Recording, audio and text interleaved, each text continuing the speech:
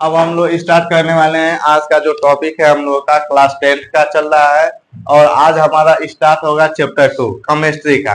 Chemistry के total देखा जाए तो चैप्टर 4 चैप्टर है, जिसमें हम लोग पहला चैप्टर कवर कर लिए हैं। आज हम लोग पढ़ेंगे चैप्टर 2 जो कि आपका है अम्ल, क्षार एवं लवण।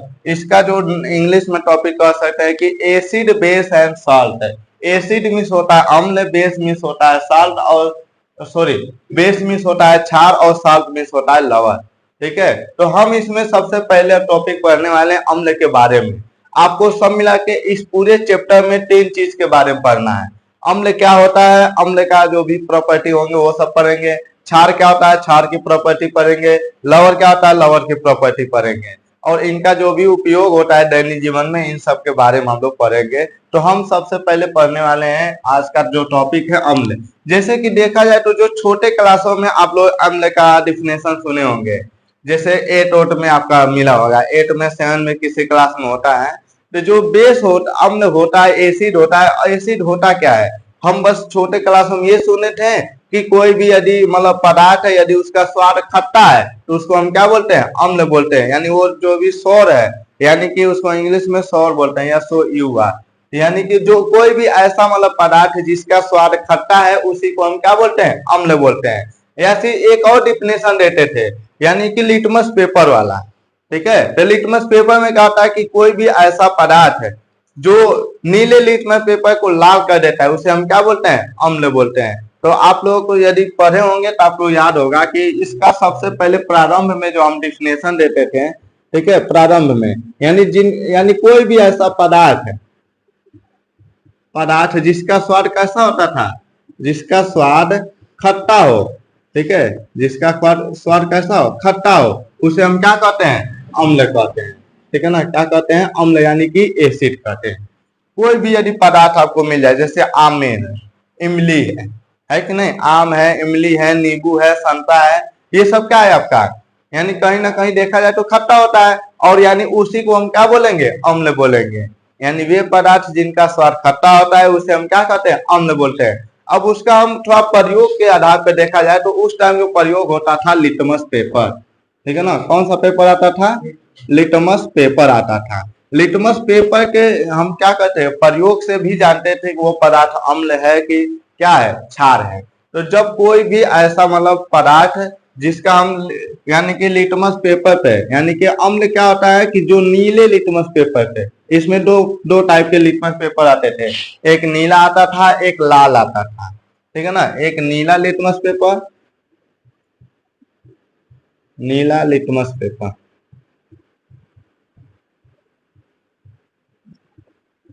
एक होता है लाल लिटमस पेपर।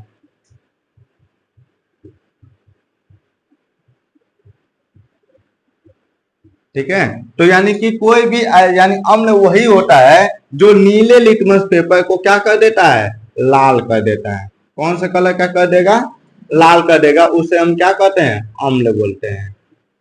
यानी ये सब अभी की परिभाषा नहीं है, क्लास 10 की परिभाषा नहीं है। क्लास 10 में आर्हेनियम एक साइंटिस्ट थे, वैज्ञानिक थे, उन्होंने अपना परिभाषा अलग दिया है। ये सब हम प्रारंभ में जो पढ़ते आ रहे हैं वो सब उसके बारे में डिस्कशन किया जा रहा है कि अम्ल होगा क्या। अम्ल का हम दो चीज मिक्स करके परिभाषा देते थे कि ऐसे पदार्थ जिनका स्वाद खट्टा होता है उसे अम्ल कहते हैं, तथा जो नीले लिटमस पेपर को क्या कर देता है, लाल कर देता है, वो क्या कहलाता है, अम्ल कहलाता है। ठीक है, और जो लाल लिटमस पेपर होगा इस पर कोई प्रभाव नहीं पड़ेगा, यानी अम्ल का लाल लिटमस पेपर पर प्रभाव नहीं पड़ता है। ठीक है, तो ये आपका होता है अम्ल। तो आप लोग ये जानेंगे। अब इसको बहुत लोग कंफ्यूज जाते हैं कि पहले नीला लिटमस पेपर होगा कि पहले लाल लिटमस पेपर होगा। तो सबसे एक बढ़िया नाम उसमें ट्रिक हम लोग जाने थे जब हम क्लास 10 में थे, तो अनिल नाम का, अनिल। ठीक है ना, क्या चीज, अनिल। अनिल से हमें ये पता चलता है जो शब्द है इसमें तीनों चीज मिल जाएगा। यानी कोई भी ऐसा पदार्थ अम्ल वही होगा जो नीले लिटमस पेपर को क्या करेगा, लाल कर देगा। ठीक है, अनिल में 3 शब्द हैं। अनिल होता है ना, तो ये अ से हो जाएगा अम्ल और न से हो जाएगा नीले, नीला, और ल से हो जाएगा लाल। यानी कि जो अम्ल वही होता है जो नीले लिटमस पेपर को क्या कर देता है, लाल कर देता है, उसे हम क्या कहते हैं, अम्ल कहते हैं। ठीक है, तो आपको कंफ्यूजन नहीं होगा। अब हम क्षार बताएंगे, तो क्षार जो होता है लाल लिटमस पेपर को नीला कर देता है, इसका उल्टा होता है। ठीक है, और नीले लिटमस पर कोई प्रभाव नहीं पड़ता है, यानी जो लाल कर दे रहा है तो लाल वाला रहेगा तो उस पर प्रभाव नहीं पड़ेगा।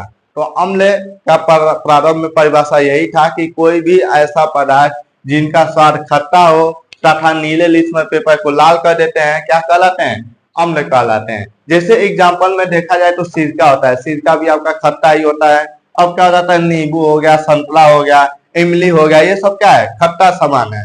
अब यानी कि इन सब में अम्ल पाया जाता है। कभी कभी ये पूछ लिया जाता है कौन सा अम्ल है, ठीक है ना। इसमें आपको पूछा जाता है कि नींबू में कौन सा अम्ल पाया जाता है, संतरे में कौन सा अम्ल पाया जाता है। तो आप लोग जब भी सिरका की बात किया जाए तो सिरके में आपका होता है एसिटिक अम्ल पाया जाता है, ठीक है ना। सिरके में कौन सा अम्ल पाया जाता है, एसिटिक अम्ल। नींबू, संतरा यदि इस टाइप का कोई पदार्थ है तो उसमें आपको सिट्रिक अम्ल पाया जाता है, ठीक है ना। कौन सा अम्ल पाया जाता है, सिट्रिक अम्ल।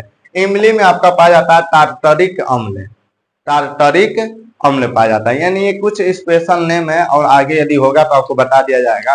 तब तक हम लोग इसको याद रखेंगे, अम्ल का परिभाषा और इसमें कौन सा किसमें अम्ल पाया जाता है। अब हमारा आधुनिक परिभाषा क्या कहता है कि अम्ल किसे कहते हैं, ठीक है। तो जैसे हर चीज एबीसीडी हम इधर भी आकर पढ़ते हैं, लेकिन छोटे भी क्लास में पढ़ते हैं, लेकिन यहाँ पर हम एक सेंटेंस में पढ़ते हैं और नीचे आपको अलग अलग सेंटेंस में पढ़ते थे। तो वही चीज अम्ल वहां भी था और अम्ल यहाँ भी है। तो यहाँ पर हम परिभाषा देंगे अर्हेनियम सिद्धांत के अनुसार, यानी कोई भी वे पदार्थ, यानी वे पदार्थ जो जली विलयन में। अब जली विलयन का मतलब क्या होता है,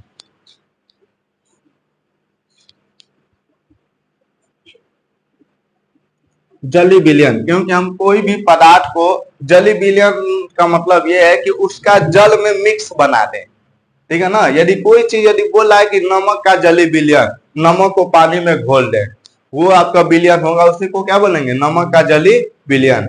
ठीक है, कोई भी चीज यदि उसका जली विलयन है, एसिटिक अम्ल का, नाइट्रिक अम्ल का, जिसका भी जली विलयन है, इसका मतलब वो किसमें घुला हुआ है, जल में घुला हुआ है। ठीक है, जो जल में घुल जाता है उसी को क्या बोलते हैं, जली विलयन बोलते हैं। विलयन मतलब होता है मिला देना, ठीक है ना। यहाँ पर अब ये समझिए विलयन क्या होता है, मिला देना। एक क्लास 11th में पूरा एक चैप्टर करने में है विलयन, अलग अलग टाइप का विलयन उसमें बताया गया है, ठीक है। तो यानी अर्हेनियम सिद्धांत के अनुसार यह है कि कोई भी पदार्थ जो जली विलयन में हाइड्रोजन आयन देता है, कौन सा आयन देता है, हाइड्रोजन आयन। H से आपका हो जाएगा हाइड्रोजन, और ये जो प्लस या माइनस होता है उसी को क्या बोलते हैं, आयन बोलते हैं। यानी इसका नाम क्या है, हाइड्रोजन आयन। यानी वे पदार्थ जो जली विलयन में हाइड्रोजन आयन देता है, यानी इसका मतलब है कि वो हाइड्रोजन आयन के उसमें जितने भी पदार्थ होते हैं अम्ल, उसमें हाइड्रोजन आयन क्या होता है, उपस्थित होता है। इसके अलावा कोई और आयन धनायन नहीं देता है, ठीक है ना। इसके अलावा कोई और धनायन नहीं देता। धन आयन यानी प्लस वाला जो चार्ज है, इसके अलावा और कोई प्लस वाला आयन नहीं उसमें रहेगा, उसे हम क्या बोलेंगे, अम्ल बोलेंगे। यानी कोई भी ऐसा पदार्थ या वे पदार्थ जो जली विलयन में धनायन देते हैं तथा धनायन मतलब हाइड्रोजन आयन देते हैं, तथा उसके हाइड्रोजन आयन के अतिरिक्त मतलब इसके अलावा कोई और भी आपका धनायन नहीं होगा, उसे हम क्या बोलेंगे, अम्ल बोलेंगे। यानी अम्ल में यदि कोई बोले कि अम्ल में कौन सा मतलब आयन पाया जाता है, तो हम क्या बोलेंगे, हाइड्रोजन आयन पाया जाता है। यानी हर एक पदार्थ में जितने भी होंगे, ठीक है, ये जितने भी अम्ल आपको बताए गए हैं सभी में कौन सा आपका मतलब आयन होगा, हाइड्रोजन आयन उपस्थित होगा, उसे हम क्या बोलते हैं, अम्ल बोलते हैं। तो इनका एकदम शॉर्टकट में परिभाषा यही है कि वे पदार्थ जो जली विलयन में हाइड्रोजन आयन देते हैं तथा हाइड्रोजन आयन के अलावा कोई अन्य धनायन नहीं देते हैं, अम्ल कहलाते हैं। ठीक है, अर्थात स्पष्ट है कि जितने भी अम्ल होते हैं सभी में हाइड्रोजन आयन का उपस्थित होता है। इतना लिख देंगे, आपका परिभाषा में कोई नंबर नहीं काट सकता है। आए समझ में, एग्जाम्पल में जितने भी खट्टे पदार्थ का नाम आपको याद है, कोई भी कुछ भी लिख सकते हैं, ठीक है, एग्जाम्पल के लिए। और यहाँ पर अब हम लोग पढ़ेंगे अम्ल के प्रकार। अम्ल के कितने प्रकार का होता है? 2 प्रकार का। एक होता है प्रबल अम्ल, एक होता है दुर्बल अम्ल। प्रबल मतलब होता है जो बहुत शक्तिशाली हो, उसी को क्या बोलते हैं? प्रबल। और दुर्बल मतलब क्या होता है? कमजोर। यानी जो कमजोर अम्ल है उसको हम दुर्बल अम्ल बोलते हैं, और जो प्रबल अम्ल है उसको हम क्या बोलते हैं? यानी स्ट्रांग है, जो बहुत मजबूत है या ये शक्तिशाली अम्ल है, उसी को प्रबल अम्ल बोलते हैं। प्रबल अम्ल को इंग्लिश में स्ट्रांग एसिड और दुर्बल अम्ल को इंग्लिश में वीक एसिड कहते हैं।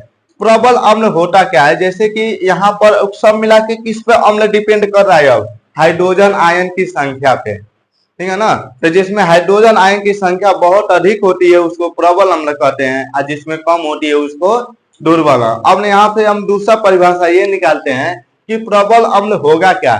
जो जली विलयन में पूरी तरीके से मिक्स हो जाता है, यानी वे पदार्थ जो जली विलयन में पूरी तरीके से क्या हो जाता है? मिक्स हो जाता है, यानी पूर्णतया ये कह सकते वियोजित हो जाता है। वियोजित मतलब होता है टूटना। जैसे अम्ल में डालते हैं हम, कोई भी पदार्थ अम्ल है यदि जल में डालेंगे तो उसके धनायन और ऋणायन दोनों अलग अलग हो जाएंगे, ठीक है ना। यानी जब कोई भी ऐसा पदार्थ जो जली विलयन में पूरी तरीके से वियोजित हो जाता है उसे हम क्या बोलते हैं? प्रबल अम्ल बोलते हैं। यानी कि ये जो होगा जली विलयन में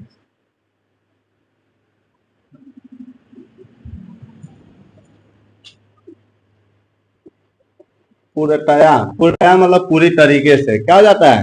वियोजित हो जाता है। वियोजित मतलब होता है टूटना, ठीक है ना। वियोजित मीन्स क्या होता है?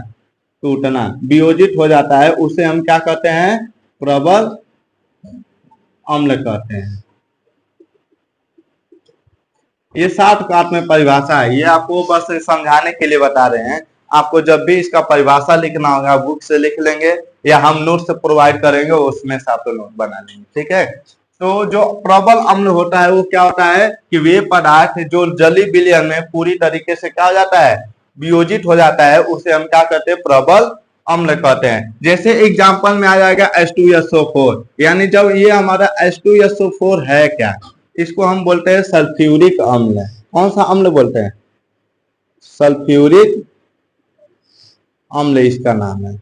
अब देखिए जितने भी ये सब टॉपिक आएंगे सभी का नाम याद रखना बहुत जरूरी है, ठीक है ना। केमिस्ट्री में यदि आपको फार्मूला और उसका नाम याद है तो समझिए आपको आधा केमिस्ट्री एकदम अच्छे समझ में आने वाली है।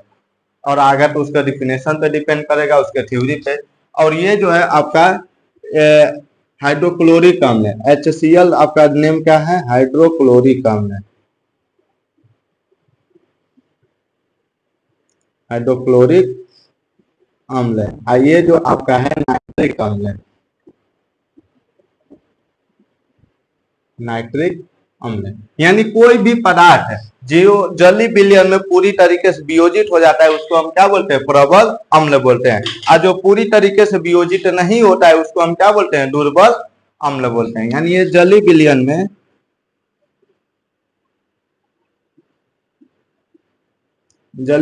में पूर्णतया वियोजित नहीं होता है।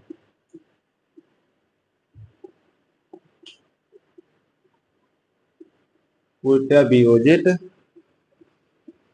नहीं होता है,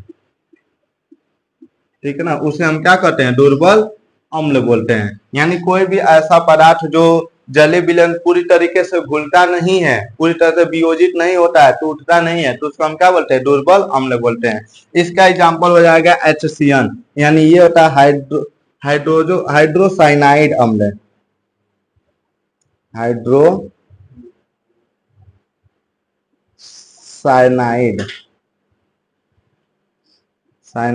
अम्ल। ये आता है HCH3COOH, ये होता है एसिटिक अम्ल।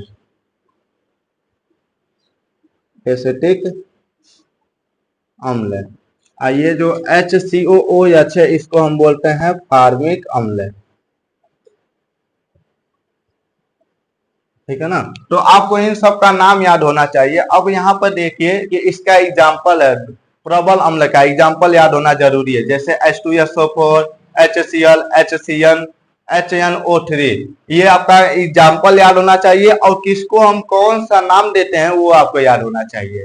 अब उसका दुर्बल अम्ल में क्या है? HCN है, CH3COOH है, HC डबल ओ एच, यानी इन सभी का नाम लिख दिए हैं और इनको आपको क्या करना है, याद करके रखना है। और हाइड्रोजन आयन जैसे कि आपका एक बता देते हैं कैसे वियोजित होता है। H2SO4 है तो ये आपका वियोजित होकर जानते क्या आ जाएगा, H, देखिए 2H प्लस हो जाएगा और फिर SO4 ये माइनस हो जाएगा। यहाँ पर देखा जाए तो हाइड्रोजन आयन मिल जाता है, ठीक है ना, क्या मिल जाता है, हाइड्रोजन आयन मिल जाता है। इसी यही आपको होता है, जैसे इसको हम जब जल में घोलते हैं तो जो हाइड्रोजन वो अलग हो जाएगा और सल्फर सल्फेट आयन का आ जाएगा, अलग हो जाएगा। इसी को हम क्या बोलते हैं, यानी कि जली विलयन में वियोजन, मतलब जली विलयन में उसका क्या जाता है, वियोजित होना बोलते हैं, यानी वो अलग अलग टूट जाता है, ठीक है। तो उसी को हम क्या बोलते हैं, उसका वियोजित बोलते हैं, यानी कि अलग अलग, जैसे जो भी हमारा H2SO4 है ये 2H प्लस में टूटेगा और ये हो जाएगा SO4 माइनस में टूट जाएगा। या यहाँ पर ये कह सकते हैं कि H+2 भी हो जाता है, ठीक है, यहाँ यही होगा, ऐसे ही होगा।